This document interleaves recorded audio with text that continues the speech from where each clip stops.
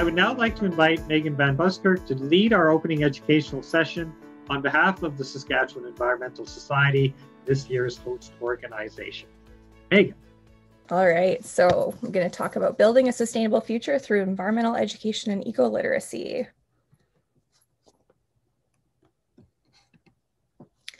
So, hi, I'm Megan.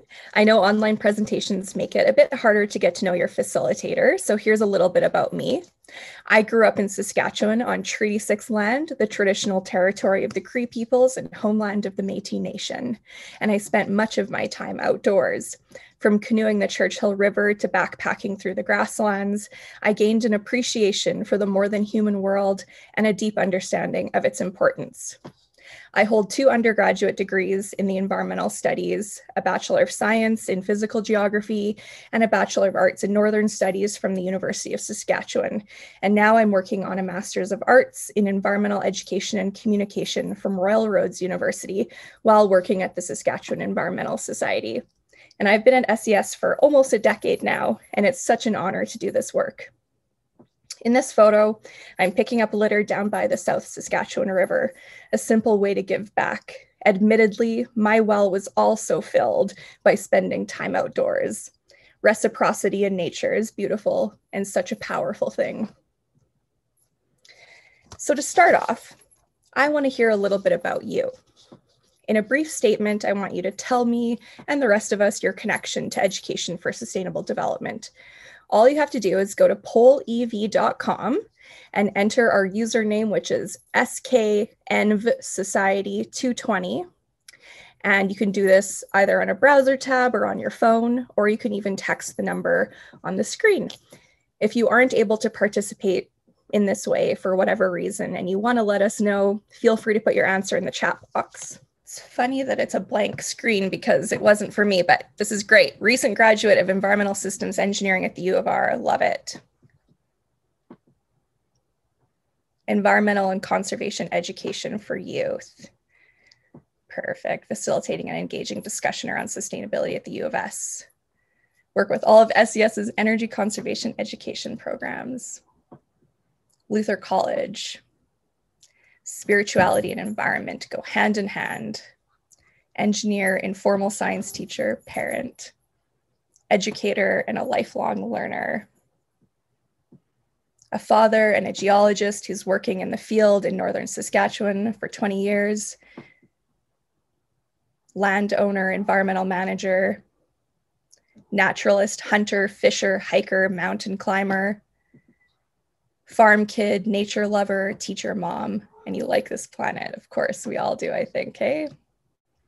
Spirituality and love for the environment, as well as education for remediation. Water protector, this is fantastic. Youth leader, passing on knowledge, passion, and experiences to the stewards of the future.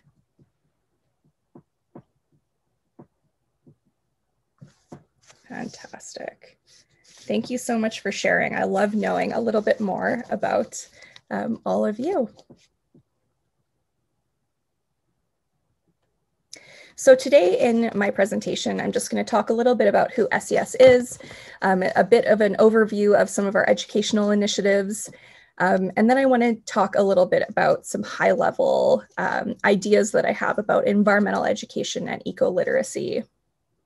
And you'll also notice that throughout the presentation, the slides will be color-coded to these categories, if that's helpful for you to keep track of where we are in the session today. The Saskatchewan Environmental Society has been the organization working on environmental issues in the province for the past 50 years, actually 51 now. SES Life began in 1970 as a totally volunteer-run local organization in Saskatoon. This was at a time when there was no such thing as the Provincial Ministry of Environment, no Environment Canada.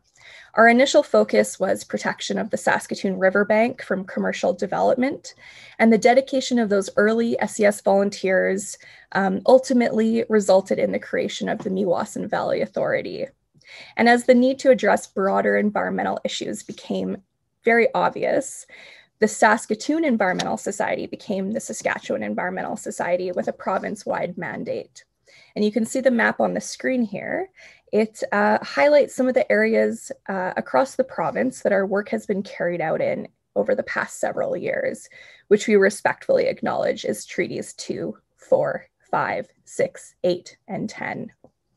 Over the past many years, SES has grown into a charity with members all over the province and beyond, and we've also been able to hire a small part-time staff to work with our volunteers on a wide range of issues.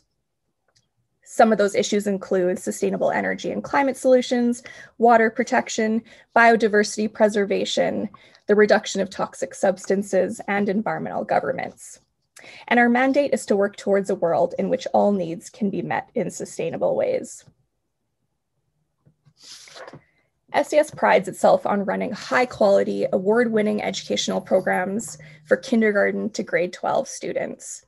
We also deliver fantastic programming for businesses and organizations, and in the public sphere, you can find us running practical events, organizing informative presentations, and orchestrating groundbreaking demonstration projects. So I'd like to take a few minutes here to just highlight some of our efforts over the past few years. So in terms of our K-12 programming, we basically run non-formal curriculum-based education programs in schools. Many of these programs rely on community partners and funders to make them happen, in addition to our fabulous education staff. So Student Action for a Sustainable Future is an inquiry-based project for grades 5 to 8 students in Saskatoon. Students develop, implement, and showcase inquiry and actions which focus on 6 areas: waste, water, energy, food, transportation, and biodiversity. And they also reduce their greenhouse gas emissions in Saskatoon and around Saskatchewan as a result. Destination Conservation Saskatchewan is an action and inquiry-based program that's hands-on, and it focuses on both the technologies and the behaviors that help us to save energy, water, and reduce waste. Students then plan and implement action projects, and it's always so exciting to see what they come up with. Smarter Science, Better Buildings. This program was designed to meet outcomes in the grade 7 science, heat, and temperature unit, and students visit one of the 4 Western Development Museums in Saskatchewan for a half-day program. And it combines interactive displays like the ones you see here on the screen, which are specific to energy efficiency in buildings, and that is connected with inquiry into the energy efficiency of historical buildings at each of the WDM sites. And Green Pursuit, this is a home energy saving game based on real Saskatchewan utility rates. Players read out actions that save energy, water, or reduce waste, all while saving them money. And I would like to let you know that you can learn more about these educational programs as well as access many free lesson plans on our website. So for those of you that are teachers or other non-formal or informal educators, that might be really useful for you. Our website is environmentalsociety.ca. We also engage businesses and organizations in sustainability by offering accessible educational opportunities. So the first one here, building operator training, Angie talked about this earlier, but this is a day-long workshop designed to introduce custodians, building operators, or other folks that are in charge of buildings to energy conservation principles, new technologies, and facility retrofits that will save energy and money. Efficiency for Organizations is a program that's open to nonprofits in Saskatoon and Regina. To date, we have completed almost 90 building audits and preliminary energy assessments, which have identified potential savings averaging 20%. And Energy Awareness Training is a program that builds teamwork among coworkers in conserving energy and water, all while reducing the costs of energy at work and at home. It provides information, technical, behavioral, and it helps people understand that their actions matter. Informal education in the public sphere is also one of SES's specialties. Here are a few examples. SES facilitates presentations, lectures, webinars on environmental issues. For example, we've been running the Sustainability Speaker Series for several years. These are monthly environmentally themed presentations, and they're always a big hit. Of course, right now they're being held on Zoom, so anyone across the province is able to pop in. They'll be back in the fall, so you can look out for that on our website. We also run practical solutions-based events. For example, we ran the Saskatchewan Living Green Expo for 5 years before COVID, which was basically a green trade show and celebration of all things green. There were presentations, workshops, and a wide array of sustainably minded businesses and organizations showcasing their great products and services. Recent demonstration projects include the SES Solar Cooperative, which is Saskatchewan's first solar power co-op. This offers hassle-free renewable energy with economies of scale.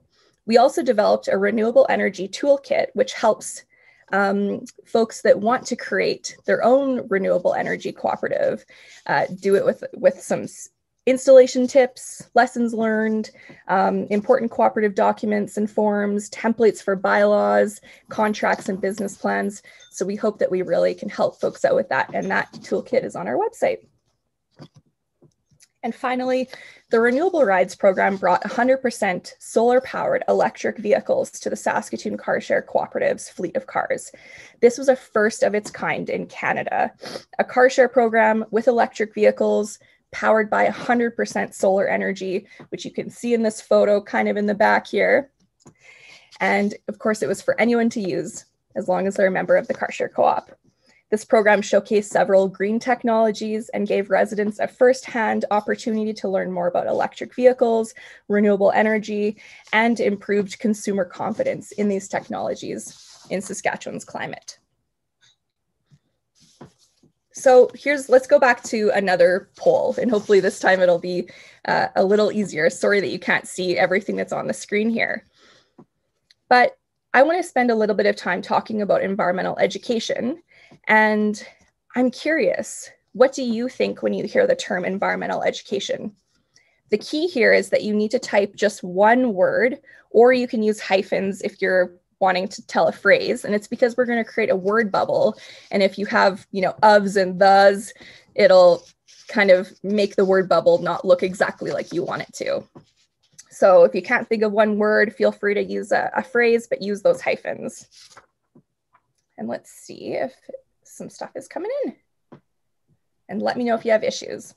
Perfect. Love this. Inclusive, live with the world, sustainable future, holistic, experiential, nature, underrepresented, yep. Caring, hope.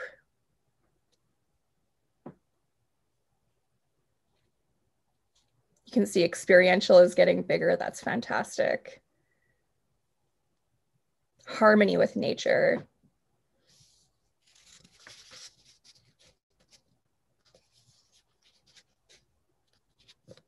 Action, cooperative, realistic, inclusive.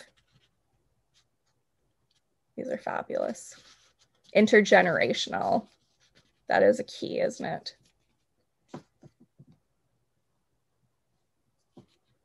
Beautiful.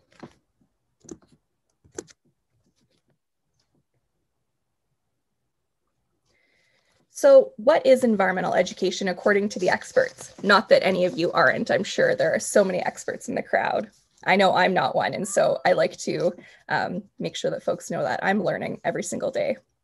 Environmental education is inter, multi, and transdisciplinary. It's an approach, a philosophy, a tool, and a profession. And I like to think of it as education in, about, for, and with the environment. And so what do I mean by that? Education in the environment engages with the more than human world at a personal level. Education about the environment provides students with anthropogenic and scientific knowledge about the earth in a cognitive fashion. Education for the environment allows students to think critically by exploring the complexities of sustainability and environmental justice, often developing a commitment to change, either socially, personally, or both. And finally, education with the environment is all about engaging with the more than human world as our co-educator. We know that the more than human world is powerful, intelligent, and innovative. It also possesses an incredible amount of wisdom. Consequently, with nature as our co-teacher, students or our learners can engage at a philosophical and spiritual level, whether they realize it or not, learning and practicing soft skills such as empathy, patience, love, compassion, strength, resilience, adaptation, and so much more. And I like to call this the ultimate quadfecta. I'm not sure if that's a real word, it possibly is, but I like to think of this as the quadfecta of environmental education. So the world's first intergovernmental conference on environmental education was organized by the United Nations Education, Scientific, and Cultural Organization, also known as UNESCO, in cooperation with the UN Environmental Program, or UNEP, and this convened in Tbilisi, Georgia in 1977. The goals of environmental education are on the screen, and this was determined at Tbilisi. So to foster a clear awareness of and concern about economic, social, political, and ecological interdependence in urban and rural areas. To provide every person with opportunities to acquire the knowledge, values, attitudes, commitment, and skills needed to protect and improve the environment. To create new patterns of behavior in individuals, groups, and society as a whole towards the environment. And this framework is useful for formal and non-formal environmental educators alike. I hope you can all see ways that your projects and programming align with these goals. Often people who develop materials and programs that conform to these aspects of the Tbilisi definition do not believe they're environmental educators or conduct environmental education. I want to empower you to realize the value of your work. Even if you have a title like information specialist, outreach coordinator, communication specialist, community organizer, public relations specialist, facilitator, trainer, or business consultant, you can still be an environmental educator. The traditional concepts of environmental education include things like environmental awareness, knowledge, attitudes, skills, and participation, essentially guiding learners to gain eco-literacy and become responsible citizens. These traditions find themselves enmeshed in new, sometimes complicated movements of politics and ecological change theory. More recent approaches to environmental education also seek to focus on the social dimension of environmental challenges to more actively address behavior change and to facilitate rather than lead learning. Environmental education is shifting, or perhaps returning to its roots from Tbilisi, by shifting beyond individuals to communities and through the conscious co-construction of meaning with our students and learners. So what do I mean by this? Well, in order to help people function and engage in decisions in an uncertain world, environmental education must include collaboration. And so many of you put words that alluded to that in the word bubble. This collaboration can extend beyond the educator and the students, and in whatever way you look at this for your own praxis. Scholars are now suggesting that the intersections and interconnections between environmental and social justice provide us with an opportunity to engage multiple actors and organizations in the greater goal of sustainability. One excellent example of this is community gardens, since they serve as everyday sites that can bring together social and ecological learning across diverse communities and could include formal, informal, non-formal strategies and pedagogies. The urban context, and now the COVID context, adds another layer. And these also illustrate some changes to environmental education. While it may be more challenging for children living in urban areas to experience nature at the same level as rural children or those with access to naturalized spaces, environmental education that takes place in urban settings also offers distinct opportunities. Cities are social, biophysical spaces, and scholars have been highlighting the ways that environmental education programming can offer a bridge between the human and the more than human world. Researchers and educators also point to the value of the high tech with the high touch. meaning finding ways to connect youth or other learners with their local environments through technology and digital tools such as mobile apps. One great example of this that I love to hear from people is using astronomy apps to look at the constellations outside. In the context of COVID, we're also have the opportunity to explore nature in different ways, either physically by ensuring COVID protocols are followed. I know so many more schools and preschools and whatnot have been spending a lot more time outside since COVID hit, and that's fantastic. But there's also a way that we can engage with environmental education online. And again, that can be through using all the digital tools that are available to us and connecting that high touch with the high tech. The ways that environmental education has shifted throughout COVID is certainly a nod to the resiliency of socio-ecological systems.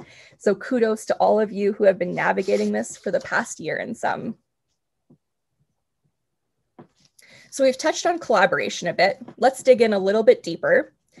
Environmental education is still largely a minority activity conducted in isolation from the mainstream. And again, this came up in our word bubble.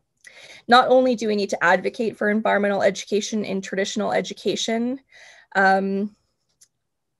we also need to find a place for it in non-formal and informal settings, particularly those that have been traditionally seen as a place for education. So collaboration and partnerships really matter. Remember how I said that the Saskatchewan Environmental Society has a slew of incredible programs that really are only made possible by project partners and funders? Well, that's such a big part of getting mainstream buy-in for environmental programming and environmental worldviews. Beyond that, I think that environmental educators and researchers should really reach out to and work with policymakers. And here's a few key reasons why. Policymakers need to know more about the significance of environmental education and environmental education research. And we, as environmental educators, in whatever way that looks like for you, need to work with policymakers if we're going to make a significant contribution to reducing the issues that the planet faces. Something for environmental educators to also consider is being open to unfamiliar ways of doing things. We need to incorporate multiple perspectives in our work, starting with real issues and experiences in local communities. We need to be reflexive, creative, and we need to escape from our isolation to work and communicate with others and persuade them that what we do is important. This form of advocacy can help lead to a greater adoption of eco-literacy in our societies. By encouraging our students to be active, engaged citizens, we will be in a much stronger position to guide policymakers towards sustainable leadership and sustainable development. So you might be thinking what I'm thinking. This is a big responsibility for environmental educators, whether they're formal educators or foray into non-formal and informal education.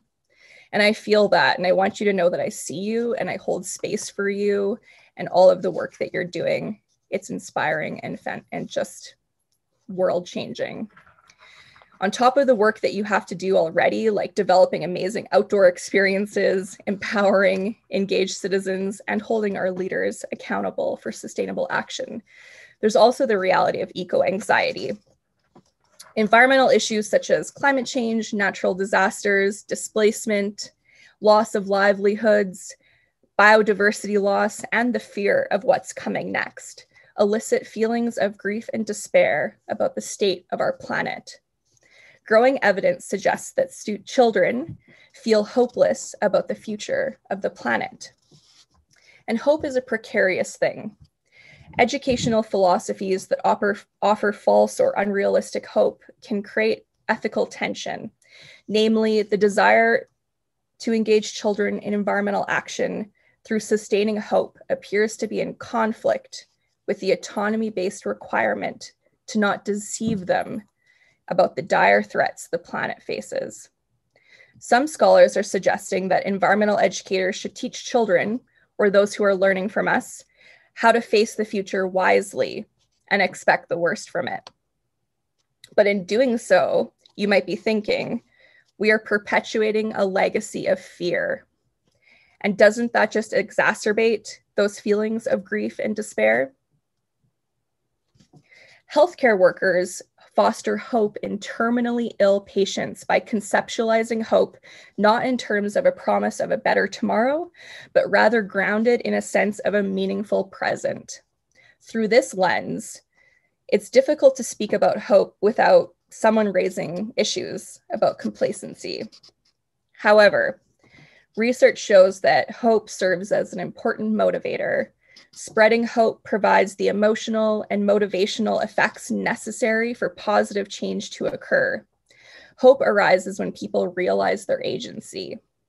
And being involved in collective hope helps to sustain individual hope, which means people are less likely to slide into those feelings of despair. Collective hope also allows more individuals to set goals, circumvent potential problems, and establish plans to reach our sustainability goals, even in the midst of what may seem like insurmountable odds. And remember, environmental education provides the skills necessary for people of all ages to make intelligent, informed decisions about the environment and how we can take care of it. So here's my offering.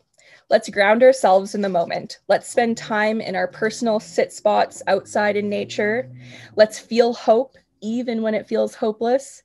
And let's collectively, with our communities and our learners, set a plan in place to build a better future.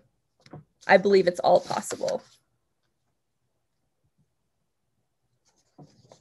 So were there some heavy topics that we just talked about here, and a lot to think about. So to finish off, I want to ask you one last question.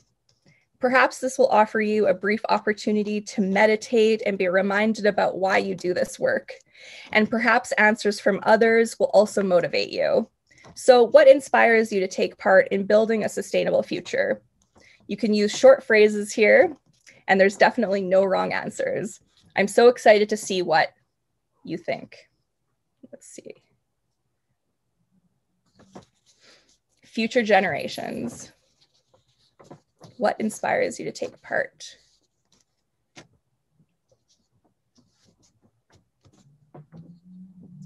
For me, it's moments like this, where I'm able to bear witness and be a part of the incredible environmental movement. I'm constantly in awe of the efforts of those around me. And some of you are saying, my sons, love of nature, like-minded people, family, community.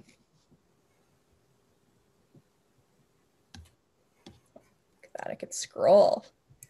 Love of nature, instilling a love of nature in my kids. Growing community of engagement. Beautiful. Yeah, thank you so much for sharing.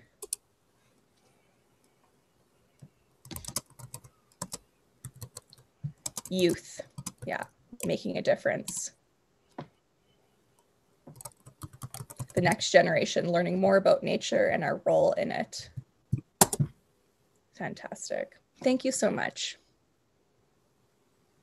So here's just a few references from my chat today in case you're interested in checking them out. I think the slides will be available on the RCE website as well if you want to look back at it at any of these.